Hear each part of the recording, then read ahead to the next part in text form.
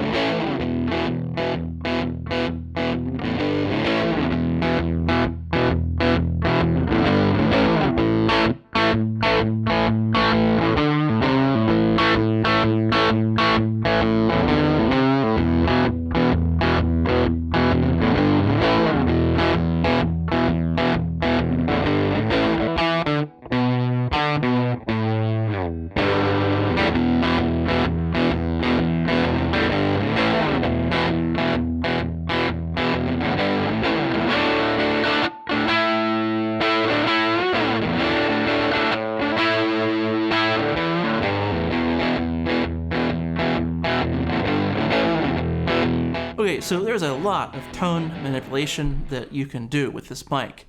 I really like angling it, but sometimes I'm missing that low end.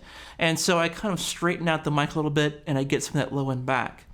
Of course, you do get some of the highs. As long as it's not too bright, it's usually a pretty good choice. But I just love this thickening trick to the low mids that I can get just by angling the mic. So while we're on guitar, let's do a shootout. We're going to do the cream colored versus the black 421.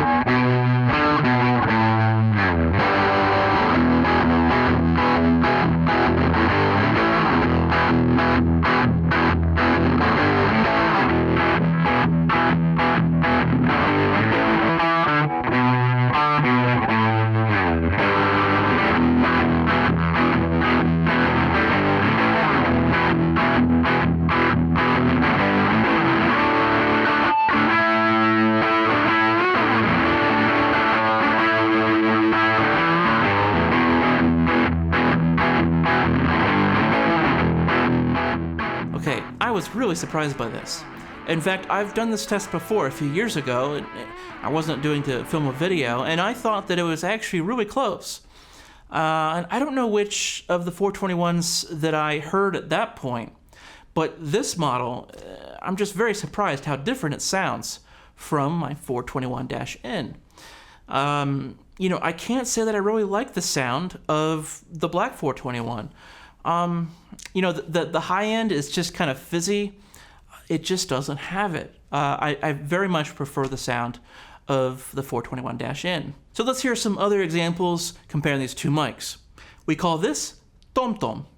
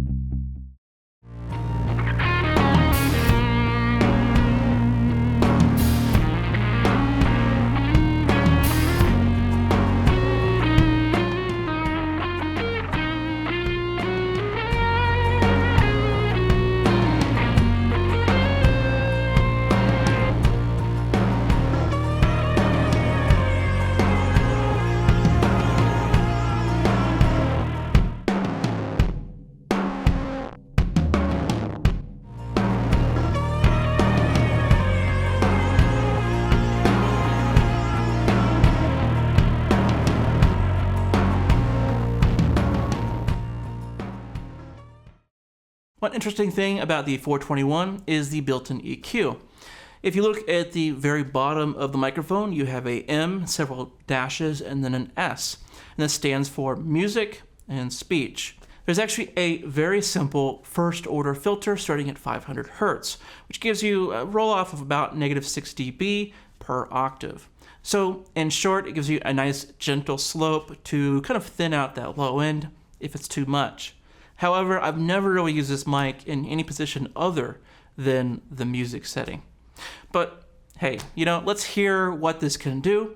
So here are the various positions between music and speech.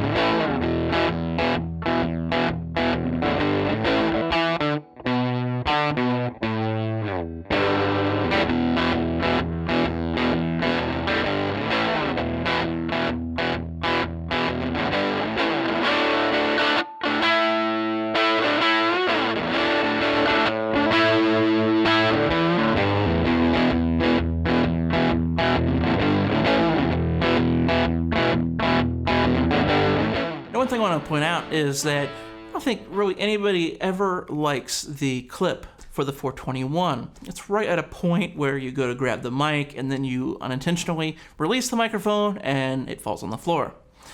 And there is actually a trick you can do by inserting a bent paper clip long ways down the shaft, and that paper clip keeps that button from being pushed. However, in these examples today, I have a Rycote shock mount, and then I also have a Wilkinson mount for the black 421. And I will say that my favorite is by far the Rycote mount. Yeah, it is expensive. It's $80 just to put a 421 on a stand, but it is just so secure, and I know that I'm not going to drop the mic. The Wilkinson is not bad. I like the idea. I like where this is going, but I don't think it's quite secure enough. I think it came off the stand once or twice, and just kind of the various tests that I was doing here. I just wish that the weight wasn't so far away from the elbow of the mic clip. There's a lot of weight to this mic, and I think adding some distance here actually just increases the leverage of the mic and is able to come out of that clip even easier. But I'll be looking forward to maybe some fresh ideas in the future from Wilkinson on kind of where he goes with his 3D printing and problem solving for the studio.